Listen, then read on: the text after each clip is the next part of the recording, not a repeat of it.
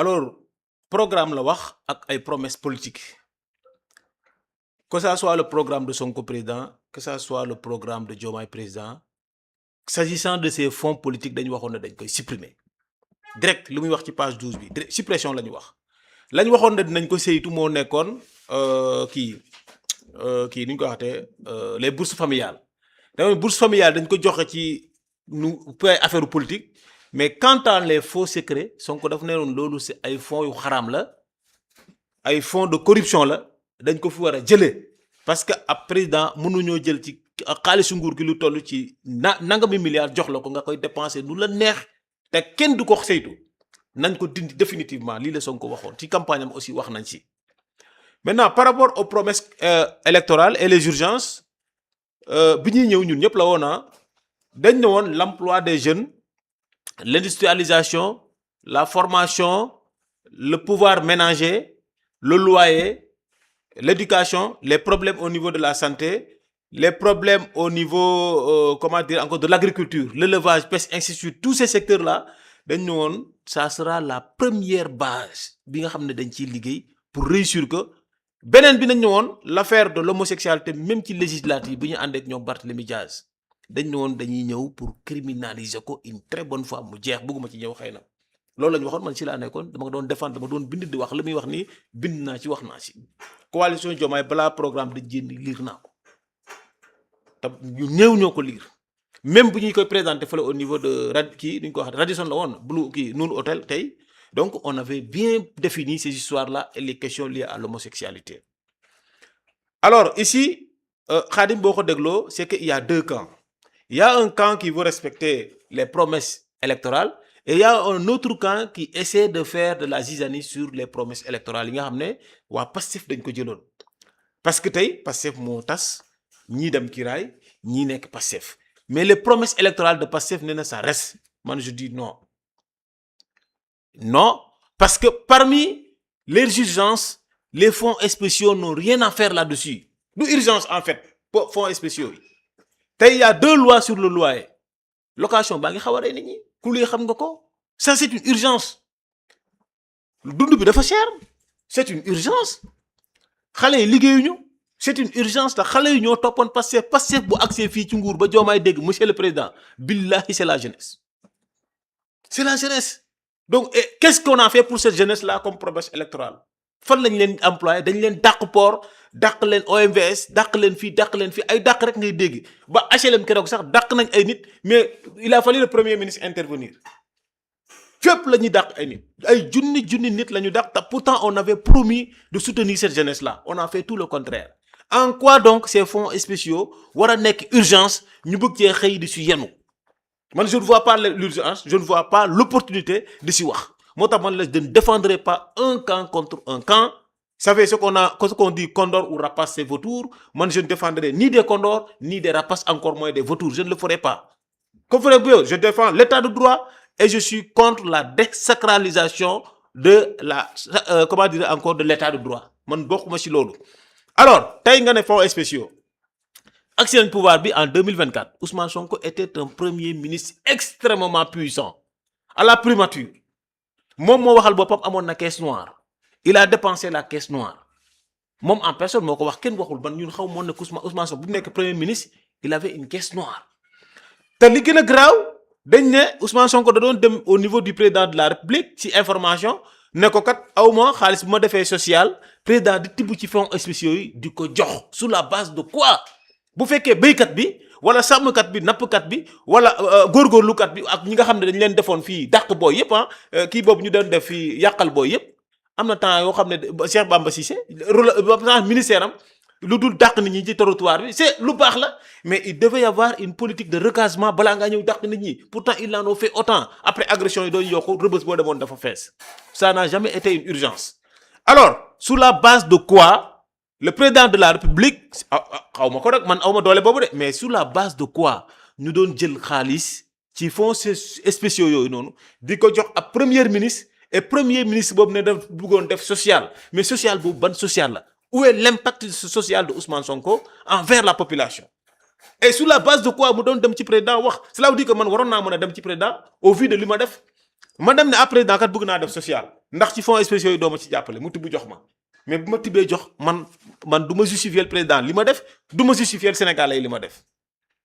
Alors depuis tout ce temps Ousmane Sonko nekk kii à la primature ak li xew primature yëpp tey ñu ngi koy xam ndànk-ndànk pourquoi l'Assemblée nationale melul nii ci sur les questions des fonds spéciaux. Gisuñu Assemblée nationale El Malick Ndiaye maanaam xar tànk tubayam bu wow koŋ ci affaire yooyu noonu te à l'époque c'était plus facile parce que boobu majorité bi c'était une majorité de Pastef. Ce que Pastef dit c'est ce qui se fera. Mais pourquoi les gens n'ont pas mis autant d'énergie à ce temps-là Ousmane Sonko nekk primature ñoom defuñu dara pendant 2 ans léegi Ousmane Sonko ñëw Assemblée nationale mais ces choses-là vont devenir une question nationale. Donc ça veut dire ici que El Malick Ndiaye soit respecté wul promesse politique yi wala nekku ci woon wala El Malick Ndiaye et son assemblée étaient incompétents. Il a fallu donc l'arrivée de Ousmane Sonko pour que l'assemblée woon ñu ne elle est compétente du moins. Alors la compétence de l'Assemblée nationale pour ma part ça devait être de régler le problème du loyer location bi dafa cher Sénégalais bi béykat bi mënta def dara béykat bi ñun ñooy liggéey fii di envoyer béykat yi. fii ku mu nekk fii problème location moo bëri Sénégal boo demee tribunal nga xool les problèmes d'expulsion rek nga xool ñi ñu war a expulser mais ay junni nit lañu war a expulser ak nawet bii di ñëw nii ak xale ñoo xam ne dañu am ay doom man chaque jour ñu déclarer ma ne dañu war a dàq pourtant sama doom mais c'est ça les urgences de l'Assemblée nationale. La jeunesse qui ne travaille pas c'est ça les urgences de l'Assemblée nationale. Le peuple qui est là en train de mourir ñu bëgg ko def variable fu mu yokkoo ñu yokk ñu ne yow yaa yokk peuple bi mooy yokk à tout moment kenn jëlul risque. Mais on veut abandonner ce peuple au beau milieu d'un débat que je juge inutile, inopportun d'abord. Mën nañ ko régler neneen noo xam ne sax du agsi ci assemblée nationale war a nekk benn genre projet phare assemblée comme si waa assemblée bu ñu réussir loolu seen bakkan. li nga xam ne mooy urgence ci loolu la ñu waroon nawet baa ngi nii di ñëw que prévoit l'Assemblée nationale pour l'hivernage. Pourtant keroog ay garab ngelaw rek ay garab daanu ay bâtiment daanu ainsi de suite et cetera. Vous voyez ces dangers là c'est le peuple que prévoit l'Assemblée nationale. Que prévoit l'Assemblée nationale boo demee Rebeuss il y a 4000 personnes fa laa nekkoon suñu nekk deful 200 mètres sur 15 mètres mais il y avait presque 200 et quelques personnes presque 300 wala presque 400 personnes day dem a bëri ba doo xam sax nit ñi nan la ak tàngaay bi boo fa demoon tey da ngay waaru boo fa demoon reportage da ngay daw génn Sénégal te pourtant ñu ngi ci nguuru Pastef. Alors parlant de droits humains tey waroon ngeen dem xool Rebeuss ngeen dugg Rebeuss ngeen xool da ngeen di daw dem seen yoon. Alors maa ngi saluer aussi de passage li nga xam ne le ministre Maître Moussa Sarr mu ngi koy def parce que je sais que c'est un peu difficile mais les urgences du Sénégal n'en fait pas partie pour moi ces questions liées à la sécurité nationale. Tey ñu ngi wax ci ay fonds spéciaux bay naan dañuy jox sëriñ dañuy jox diw Ousmane Sonko bu mu demee Touba ne am na xaalis salte bu ñu andi Touba dañ ko jox sëriñ si yàlla xam ne ne lawuma ça m'a fait trop mal donc ça m'a fait aussi trop mal aussi ma dégg muy gouvernement muy Pastef ñuy naan fonds spéciaux yi dañuy jox sëriñ si après sëriñ bi signé man képp ku nar a sëñ Moussa xam ban sëriñ de mais sëñ Mountakha de xoolal gouvernement bu annoncé fii ne day yóbbu xaalis Touba pour sëñ Mountakha signé Baye Fall laa doon doo dugg Touba. Gouvernement bu mënti doon ak président bu mënti doon barki yàlla dinaa wut pexe yoo xam ne doo dugg Touba sëñ Mountakha kenn du ko signal bu soxlaa nañu ne def soxla bu dee dañuy dagg suñu tànk yi jaay ko ñu dagg suñu tànk yi jaay ko laa la wax de pour faj ko may nañ ko faj donc du loo xam ne ñun ay loolu sama problème la non man loolu moom xalaatuma ko sax fa yaa ngi comprendre lu ma la wax bu baax. Alors loolu aussi mu ngi andi une question de sécurité nationale parce que ñu ngi wax ci yoo xam ne dem nañ ba ne bu ñu joxee sëriñ bi bu ñu joxee kii mais est-ce que affaire bi du dem ba toll ci loo xam ne nit day génn rek ne joxoon nañ sëñ Mountakha 2 milliards ci magal bi waa Tiwaawoon ne lu tax waa Tiwaawoon jox nañ leen 500 millions mais buñ déggee loolu est-ce que loolu du andi crise nationale citoyen reyante seen biir nga xam ne le régulateur ne serait-ce que Cheikh Béthio moo jógee Sénégal yàlla na ko yàlla yërëm mu am benn impact bu rëy impact social bu rëy par rapport ak si fi Cheikh Béthio jóg mais nga xool kilifa diine yi yàlla na buñ fi jógee kilifa diine yi ñoo yor sécurité dëkk bi police saa yow daa war a gërëm kilifa diine yi kilifa diine ñoo dëkk bi kañ la sëñ Modou Kara à l'âge de 23 ans 24 ans sëñ Modou Kara da doon ñëw Rebeuss ci prison Sénégal buub di gën a doy waar yóbbu leen ci àll bi nekk ak ñoom foofu noonu pendant ay années génne leen bu indee ay taalibe lay andi gars yi jàngu alxuraan donc sëriñ soosu mënuñ leen dugal ci ay affaire u fonds spéciaux di leen tudd ci ay xaalis yu salte di leen tudd buñ bindee dañuy signé dañuy def lii loolu dafay andi un problème social majeur boo xam ne baaxul parce que dañuy naan jox nañ waa Touba temps joxuñu Kaolack joxuñu Tivaouane loolu baaxul ça n'a pas sa place et amul benn portée boo xam ne social am na ko ñun njëriñ je pense que mënoon nañ ko régler neneen noo xam ne dina mën a stratégique baax sans pour autant ñu laal affaire état dafa sacré ñun ñëpp la kër sax dafa sacré bu ma la ne woon ñaata ngay joxe dépense sa kër doo ma ko wax dépense su kër kese doo ko wax mukk sa jabar bu ma demoon ne ko kii bëri heure bi leen day lank ne mukk du ma ko wax te pourtant loolu c'est quoi c'est que ay kër la waxatuma nag état moo tax sacralité état nit war na di def tout di ko waxtaanee ci ëtt benn bi nga ne dégg ne les fonds secrets là dafa am des fonds liés au renseignement et à la sécurité mais la meilleure façon de s'exposer devant son ennemi c'est nga dem gëstu ji fonds yooyu boo demee xool fonds yi ci renseignement bu ñu ko dugal mais tu as le renseignement concerné boo demee xool ci question sécurité bu ñu ko dugal mais tu as l'affaire parce que boo demee ne da ngay saytu ñu dem commission boobu dem saytu fekk ne xaalis bi kat dañ ko jox ay militaires yu demoon renseigné wu ci Casamance wala leneen mais déjà wax nga affaire bi sa ennemi wala nga xam ne question sécurité bii lañ doon dox wax nga sax yi boo xoolee xaalisu Casamance bi nekkoon primature rek muy commencé yekkati ay problème parce que tey dañ ne xaalis boobu dañ ko dépensé te pourtant fonds jàmm la c'était destiné pour la paix la relance et le social en Casamance mais xaalis dañ ko jël di ko jënd ay oto mais mu commencé andi coow ci biir dëkk bi te pourtant loolu bu fësaloon mën naa am du andi coow loolu xam nga man li may wax des deux camps et je ne défendrai personne c'est que quand vous savez c'est le gouvernement et l'Assemblée nationale maintenant quand deux institutions ont des lectures différentes de la Constitution le seul régulateur ici c'est le Conseil constitutionnel et que le fait que les deux parties aussi acceptent la séparation des pouvoirs et acceptent aussi les décisions et les pouvoirs émanant de chacun. L'Assemblée nationale a ses pouvoirs, le gouvernement y compris, le Conseil constitutionnel y compris. Donc ku nekk ci ñoom man li may bañ mooy deux lectures différentes de la Constitution de deux blocs le gouvernement et les législateurs et que loolu amee na une crise institutionnelle boo xam ne ñun day dardel suñu dëkk on n'a pas ce temps-là. Il y a un problème entre les deux belligérants kenn ki def recours mais on laisse le Conseil constitutionnel bañ ci wax Conseil constitutionnel lu mu génnee ñu nangu ko loolu c'est pour la séparation des pouvoirs c'est pour l'état de droit c'est pour aussi renforcer la démocratie sénégalaise en quelque sorte man loolu la ñu bañ a nekk conflit boo xam ne day nekk un conflit entre institutions loolu dafa nekk loo xam ne maanaam lu wow kong la ma tegal leen ko muy Pastef muy keneen ak keneen je pense que ce débat là n'a pas sa place au moment où nous sommes parce que du ñu tax a régler inondation yi du ñu tax a régler emploi des jeunes boo demee ci biir hôpitaux yi grippe baa ngi xaw a rey Sénégalais yi da ngay dem ci hôpital sax ñu ne la amagoo place da ngay xaar ki ñu hospitalisé bu génnee après ñu dugal la nga gis malade yi tëdd nii ci suuf war leen hôpital def leen reportage dans les hôpitaux dem leen en Casamance gars yi amuñu hôpital bu ñu defee nit dañ lay perfuser yéegali sarito mbaam nga taxaw ci benn garab di upp sa médecin sa malade mais ça c'est pas urgent.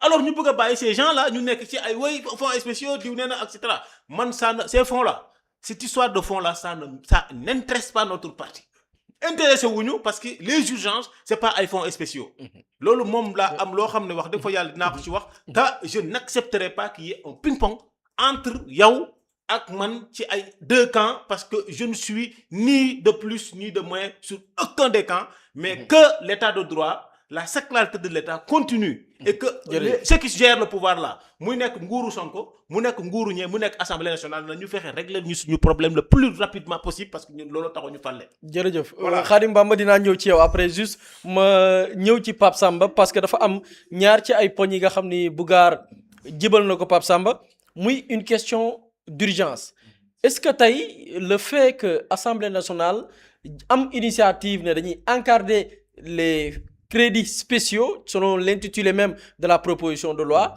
urgence la woon jamono ji Bougare aussi am lu mu jëbal muy question de timing est-ce que assemblée jamono bi ñu ko def waruñu ko woon def la jiitu Ousmane Sonko di dem assemblée nationale lu tax defuñu ko temps wu El Malick Ndiaye mu jàpp ni xëy na li Sonko nekkoon au niveau de l'exécutif xëy na moo tax defuñu ko su ma déggee bu baax mais également question de priorité Bougare dafa jàpp ni priorité yi leneen la am na leneen loo xamante ni question de loi yi jibal na ko question de yeneen ak yeneen yi nga xamante ni assemblée nationale waroon na ci statuer muy ay jafe-jafe askan wi dem di lijjanti li nga xamante ni xëy na peut-être mooy les crédits spéciaux yan leeral nga bëggoon indi par rapport ak pàcc yooyu noonu. waaw merci Boury pour ta question mais mon grand Bougane me pardonnera mais wax dëgg neex yàlla c'est-à-dire que je pense qu'il est sorti complètement du sujet parce que ba may dégg muy def son développement dégg naa déguerpissement dégg naa inondation dégg naa Serigne Modou Kara dépense su kër buri dégg naa ci sacralité du débat dégg naa ci de l'État dégg naa fa rëbës dégg naa fa loyer c'est-à-dire que yooyu noonu yëpp c'est des urgences. laa xamul c'est des urgences. peut-être boo ma mayee ma terminer rek. après di nga am droit de réponse après selon loolu je l'ai classé sur le plan des urgences par rapport ak yoo xam ne amul benn xorom. très Voilà. bien merci ci foofu. peut-être xam nga comme on est dans un débat courtois. na ku nekk déggante rek. Merci bu ñu beaucoup. bu ñu déglu wontee rek dinañ xam fu ñu jëm. waaw. fi may waxee mooy par rapport ak urgence yi on parle des crédits spéciaux. Assemblée nationale dugal nañ une proposition de loi pour encadrer les crédits spéciaux. Gouvernement def na amendement wam wala def na li nga xamante ni mooy recours am fële ca conseil constitutionnel. Dans tout le développement je n'entends dégguma benn article par rapport ak gouvernement seen recours fan lañ ko teg je ne l'ai pas entendu dans le raisonnement. Je n'ai pas entendu par rapport au programme wala au projet un article wala une ligne par rapport ak li nga xamante ni moom moo indi la proposition de loi. On a complètement divagué pour aller vers des urgences yoo xamante ni moom nee na loolu moom mooy urgence UPS. Mais justement quand on parle des urgences xëy na moom il n'est pas au courant au niveau de l'actualité. L'Assemblée nationale a traité des urgences. Le code du travail c'est une urgence. Le code de la sécurité sociale c'est une urgence.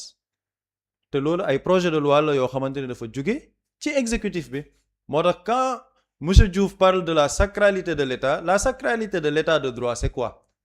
Parce qu'on est dans des grands mots pour un contenu, je m'excuse mais vide. Pourquoi je parle d'un contenu vide? On parle des crédits spéciaux. Mu ngi tàmbalee ci Ousmane Sonko dafa ne woon dafa haram dañ koy supprimer. Ñun je pense on a fait un travail de fact-checking. Mais il est important de le refaire pour clarifier le débat.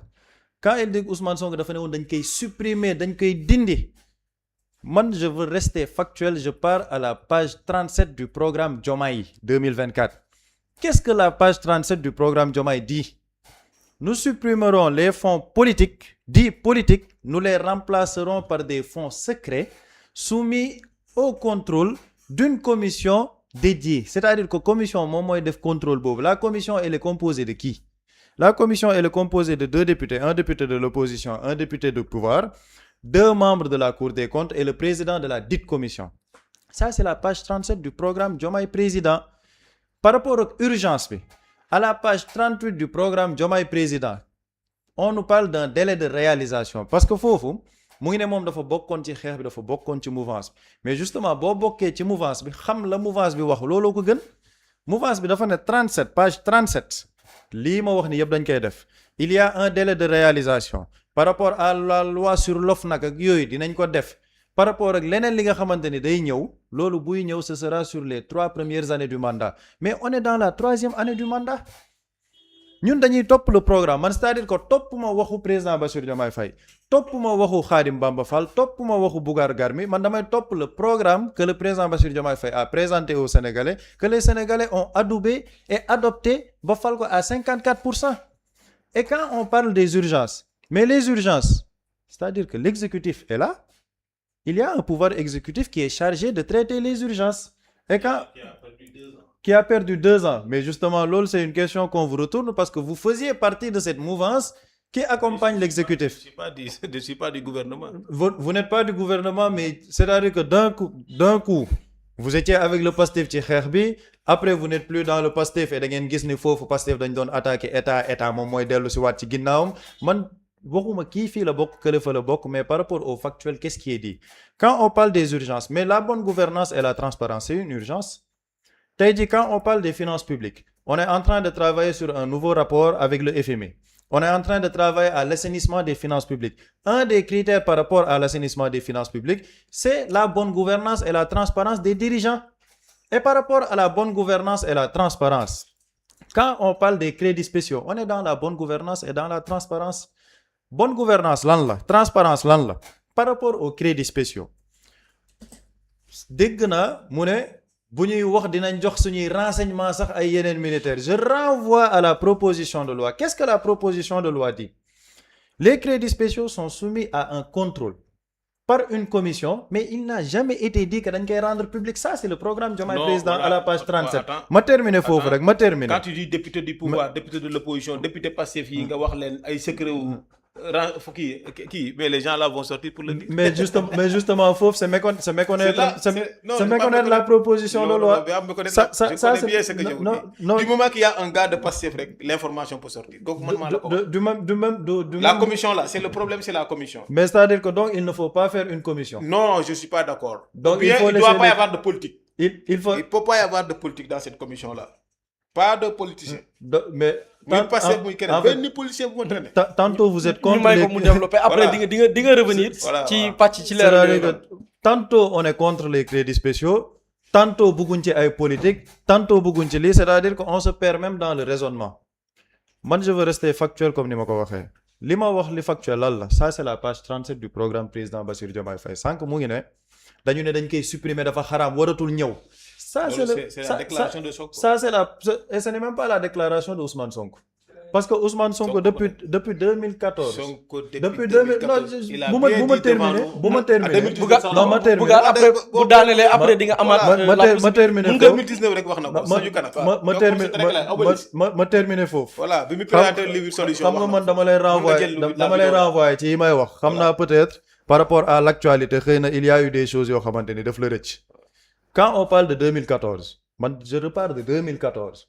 Parce que je pense que par rapport au débat, vous prenez des vidéos coupées et on sort même de la quintessence du débat. Vous me parlez de Ousmane Sonko, je ne parle pas de Ousmane Sonko. La parole de Ousmane Sonko, c'est-à-dire que le débat, ce n'est pas Ousmane Sonko. Le débat, c'est quoi? La proposition de loi, lan moo ci nekk? Fan la ñu jëlee proposition de loi bi? Lan moo tax ñu indi proposition de loi bi? Ce sont ça les grandes questions. La proposition de loi, fan la jóge? Ci programme président Bassirou Diomaye Faye. Page 37, délai de réalisation, page 38, 3 premières années du mandat, on est à la 3e année du mandat. Simple, classique. Fonds bi dañ koy remplacer par des fonds spéciaux soumis à un contrôle. Quand on parle de jébaane affaire bi joxe ci ay renseignements, parce que ñoom ils sont en train de présenter la chose comme si fonds yi dañ koy rendre public ñëpp xam état lan lay liggéey parce que il a parlé de la sacralité de l'état de droit. Ni état waruñ jël ay dépenses yoo xamante ne après dañ koy génnee nit ñi di ko yëg. Mais il n'a jamais été question de rendre public les dépenses de l'État. Il n'a jamais été question de rendre public. J'ai pas de confiance sur ces gens-là s'il s'agit de députés. Mais c'est-à-dire que l'autre c'est votre considération personnelle. Par rapport au débat, je ne parle pas de la considération personnelle, je parle de factuel. Parce que là, on est en train de personnaliser le débat et quand on veut rehausser le niveau du débat, on sort des débats de personnes pour aller vers les idées. Quand je parle des idées, ça me ramène vers le factuel. Parce que comme ni nga ko waxee yow UPS nga fi toogal man toogaluma fi Pastef toogaluma fi UPS toogaluma fi kiiraay damaa yore samay bët di xool lire programme déggaat et man je me base sur ce programme pour xool ndax les travaux c'est basé sur ce programme. Li ma wax sànq il y a aucun article qui est cité dans le raisonnement. Le gouvernement parle de l'article 67 et 76. Tey jii bu ma ne ko l'article 67 et 76 de la Constitution qu'est-ce que ça dit du ma ko wax xëy na parce que moom day jàpp ne ce n'est pas une urgence les inondations mais il faut parler au gouvernement c'est-à-dire que loolu on est en train de ramener des débats yoo xamante ne gisuma lan mooy pertinence bi ci biir débat mais c'est ça qui intéresse le peuple. C'est ça qui vous intéresse le peuple de l'UPS. Le peuple sénégalais. Mais c'est ça l'urgence du peuple sénégalais. xëy na man boo ma bàyyee ma terminer. wala boog ma bàyyi la sama temps de parole wala xëy na ma bàyyi la sama temps de parole. ñu ngi joué avec le temps mais après di nga amaat possibilité. leeral pour que ñu mën a avancer rapidement parce que dese nañu 2 sujets également. foofu fi ma bëgg mooy li ma wax sànq rek. nañu ramener le débat vers du factuel vers des idées ñu bañ a daggante xam nga sànq vous avez eu la largesse le temps de développer vos idées jàll ci Serigne Modou Kara déguerpissement bu dépense buri on a eu vraiment la courtoisie l'élégance d'écouter donc tey jii man bu may wax man je parle de factuel je ne parle pas de ces considérations là ce qui est factuel man par rapport ak factuel bi may wax mooy quel est le contenu de l'article 76 de la Constitution par rapport au recours du gouvernement. Non, demande-le. Quel est le contenu de l'article 76? C'est pas une question de contenu parce mais que justement, tu me renvoies vers une information. Non, ce n'est pas une information. xam nga lan moo tax ce n'est pas une information. Tu me renvoies vers quelque chose boo xam dama ne loolu ça n'a pas de sens, ça n'a pas de place. Donc l'article après 2 ans de gestion. Non, voilà article de li ñuy def ni assemblée là. lu ñuy def assemblée ça c'est votre position. Ah, mais c'est ma vous pouvez position. me laisser Voilà, terminer. moo tax je ne m'intéresse pas sur ces questions. Donc l'article 67-76 ne vous intéresse pas. Non, non, si, l'article m'intéresse, c'est la Qu'est-ce que Constitution. l'article Comment dit? ça? Ça m'intéresse. Qu'est-ce C'est que pas une l'article question dit? d'article. C'est que yo, tu peux pas me renvoyer à lire Mais la qu'est-ce que Constitution dans l'article la dit? mesure. Non, attends. Vous êtes président Tu de me parti. renvoies, non, tu me renvoies à une lecture de la Constitution. Waaw. Yaa ngi comprendre? Loolu je peux le faire, c'est facile. Non, non. Mais attends. Non, non, non, non. Attends. Là sama temps. mënuñ ko bàyyi mu développé. waaw bàyyi ma léegi bu ma posé si question. parce que instant yii boo ko bàyyiwul mu développé. ok léegi bàyyi naa la nga développé. Pape Samba doxalal. bàyyi la nga développé. Non, fi ma bëgg a ñëw et je comprends d'ailleurs pourquoi on me coupe. Parce que par rapport à l'article 67-76 fii bu suba du ma ko wax. Non, Qu'est-ce que l'article? Non, je léegi termine. tu peux faire lire la Constitution. ma ne la mën naa ko lire loolu problème mais Non, comme je c'est temps de termine. parole da nga ne dama yàq temps de parole. Continuez nga Ouais, bàyyi je termine. Ouais, waaw continuez. Comme tu c'est me mon- laisses. comme c'est mon temps de parole. Voilà, vous avez allez-y. eu la latitude de parler des déguerpissements. wax ba dépense Non. kër Buri Serigne Modou Man, Kara laissez-moi mon temps Voilà, de parole allez, ma wax lu ma ci neex. donc ne me posez pas Parce de que questions. ça c'est par rapport à me mon posez question, man, je raisonnement. vous laisse le. Non, je ne vous pose plus de questions parce que je Alors, sais que merci vous beaucoup. parce que je sais que vous Donc, n'aurez c'est pas bon, de donc, réponse à bàyyi mes ma questions. bàyyi la sa question. Je ne vais même pas Bye, poser bye. de questions parce que Allez, xam naa merci. duma ci am réponse. Merci beaucoup. Article 67-76, il ne me dira pas qu'est-ce qui est dans l'article. Article 83 de la Constitution. Lan la wax? L'article 69 du règlement intérieur lan la wax? Parce qu'on parle du respect de la séparation des pouvoirs. En fait, il en a parlé mais xamul sax lan la doon wax. La séparation des pouvoirs. On est en train de vivre cette séparation des pouvoirs. Parce que qu'est-ce qu'on est en train de vivre actuellement? Le pouvoir législatif est en train de vouloir légiférer. Proposition de loi. Le pouvoir exécutif apporte un amendement et dépose un recours fañ lañ ko yóbbu sur le pouvoir judiciaire, le Conseil constitutionnel qui est appelé à trancher. Donc on est dans une parfaite illustration de la séparation des pouvoirs. Le pouvoir exécutif mu ngi doxal yoonam, législatif mu ngi doxal yoonam, judiciaire moom la ñuy xaar dans un délai de 8 jours mu mën a tontu.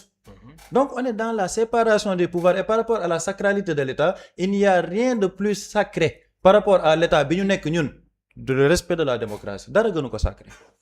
Je reviens toujours à la Constitution et aux articles parce que c'est ça le fond du débat. Man, on ne m'a pas posé de questions par rapport à l'inondation et on aura un autre débat sur les inondations. On aura un autre débat sur le loyer. Je parle des crédits spéciaux et je renvoie au programme. Programme bi lan la wax dinañ ko def sur les 3 premières années du mandat. On est en train de légiférer dans la 3e année du mandat. C'est une exigence du peuple sénégalais parce que le peuple sénégalais ba ñuy fal le président Bassirou Diomaye Faye peuple sénégalais dañ ne ñun am nañ ay exigences yu bëri mais exigence bi ñu bëgg bi gën a yitteel mooy la justice, la reddition des comptes et une gestion transparente de nos deniers publics. Ça c'était une exigence du peuple sénégalais. Quand on parle des crédits spéciaux mais ñett yooyu yëpp la boole. Une gestion transparente de nos ressources. Te loolu on ne peut pas me dire qu'on est président de parti et quand on est président de parti on aspire à conquérir le pouvoir et en retour me dire que la gestion transparente de nos deniers, Non, je vous ai pas dit ça. de nos Non, deniers je vous ai n'est pas dit une ça. urgence Je pour n'ai- le je peuple n'ai sénégalais. Je n'ai jamais dit cela. Jamais de la vie. Musuma wax loolu. Musoo wax Waxuma loolu. loolu. ma may la ko amul benn Ba problème. ma mayee temps ma wax la ko. Après di nga amaat possibilité. non temps bi xam naa après Voilà. bëri dina dagg tuuti ci sa temps. Parce que malheureusement on ne me laisse pas développer. Non. ma ñëwaat ci sama wax et je réaffirme li ma doon wax. Quand on est président de parti on ne peut pas dire que li ñuy waxtaanee nii ce n'est pas une urgence du peuple sénégalais. Il faut faire un micro-trottoir chez les Sénégalais. Quand on part pour parler aux Sénégalais les Sénégalais dañ naan la ñun suñu xaalis niñ ko war a yoree dafa war a nekk yorin bu sell. Si on est président de l'UPS et que ce n'est pas une urgence, il n'y a pas de souci. Peut-être même am na beneen urgence. Ce n'est pas une urgence parce qu'il y a l'impact de ça sur la population. Quel impact? Quel impact la am ci population. dundu askan bi par exemple ban impact la am li ñuy waxtaanee. Même buñ ci juboo woon. Excellent. Waaw quel impact la am. Très bien. Xam nga ban Voilà. impact la am? Waaw. Xam nga tey jii man je te renvoie à Aristote. Aristote laa lay renvoyer. Par rapport ak li nga xamante ni moom mooy livre am quand il parle aujourd'hui de la gestion transparente dans un état. Mu ne tey jii Aristote nee na bu ñu nekkee ci benn société boo xamante ni dafa am benn chute morale. Cette société là elle ne peut pas être une société peut être malade. Elle peut être malade de l'économie, elle peut être malade de la santé, elle peut être malade de tel ou de tel, mais une société, un pays ne peut pas être malade de dirigeants yoo xamante ni ce ne sont pas des dirigeants honnêtes. éthique à Nicomaque de Aristote. Ban impact la am sur la population sénégalaise? L'impact sur la population sénégalaise est que la population sénégalaise, la bonne gouvernance et la transparence, c'est d'abord la première preuve de probité morale. Foofu la mbir mi di tàmbale. Xam nga ban impact la am? Bu amul transparence et bonne gouvernance dans la gestion de nos deniers publics, moom moo ñuy indi ci corruption. Qui est transparent? Ça, ce n'est pas une question. Vous ne posez pas les questions. Il y a un journaliste pour poser les questions. C'est là tout qui est transparent et qui n'est pas transparent. Ça c'est une question qui sort de mon raisonnement. Man maa ngi fi ma la waxoon l'impact chez les Sénégalais. Quand on n'est pas transparent dans la bonne gouvernance, ça a un impact sur la corruption. La corruption lan lay indi ci biir population, il faut aller faire un micro-trottoir pour parler aux Sénégalais pour que ñu expliquer la tey ji corruption lan la mën a indi ci ay njeexital ci suñu économie même. Donc quand on me dit que man personnellement on est président de parti et que li ñuy waxtaanee ce n'est pas une urgence, mais c'est-à-dire que si la bonne gouvernance et la transparence n'est pas une urgence pour le peuple sénégalais, non li ñuy waxtaanee li lan la. non mais mosuma la ko wax. crédits spéciaux lan la pour que ñu mën a avancer dama ne la impact li ñuy waxtaanee nii si dundu population par exemple boo ko nattoon ci nawet bi lan la ñu amal njëriñ en fait même buñ ci juboo woon ma ne la li nga xam ne du ma ko nangu mooy quand deux institutions ont une lecture différente de la constitution. li assemblée def c'est son droit. li gouvernement bi def c'est son droit. c'est-à-dire que là on comprend donc loolu ça ne doit pas être une confrontation institutionnelle andi fi coow loo xam ne jarul ko fi. on est en train même de sauter du coq à l'âne. non on est en train de tergiverser ci débat yi. bàyyil Bamba mu wax man j'aurais bien non c'est pas boo bàyyi woon dina daaneel c'est-à-dire mën a aller vite c'est pas vous qui modérez le débat. En fait, moi je comprends mieux, peut-être, cet excitement ou ne pas vouloir me laisser parler. Non, tu peux parler parce que moi, je ramène le débat au factuel. C'est-à-dire qu'on est en train vraiment d'être très aérien. Et pourtant, le débat, il est simple et factuel. Crédits spéciaux, fan la jóge programme bi lan la wax quels sont les articles posés par le gouvernement dans son recours par rapport ak mbir mi fan la jóge c'est-à-dire que si on répond à ces questions on ne va pas tomber vers les inondations vers le loyer vers Serigne Modou Kara vers les déguerpissements on a fait tout un tour de table dem foofu noonu yëpp ci loo xamante ni c'est très simple. Maintenant xëy na Khadim Bamba man bugguma guddal waxtaan gi parce qu'on m'a pas laissé développer xëy na après dinaa ñëwaat. perdu dans ton raisonnement. Non je me suis perdu. C'est pourquoi tu ne peux pas conclure bàyyil Khadim. En fait je me suis perdu foofu buri nga may ma foofu lan moo tax raisonnement bi gudd. Parce que tey jii en fait quand on fait face à une personne qui ne veut pas écouter qui est dans un raisonnement qui est tout sauf factuel. Non, dans un raisonnement boo xamante ne qui le factuel doit être crédible. Le factuel et le raisonnement doit être clair. Votre raisonnement est clair. C'est très clair si ma la wax dafa on laisse les internautes voilà les juger. internautes vont juger. jërëjëf Pape Samba xam naa après Bougar après moom ci sa temps yow dinaa ci comp am lu ma ci jox Pape Samba. non boobu bu waxee rek may ma après nga jox Pape Samba. damay ñëw ci Khadim Bamba Fall dafa am ay poñ yoo xamante ni mérité na yéen waa groupe parlementaire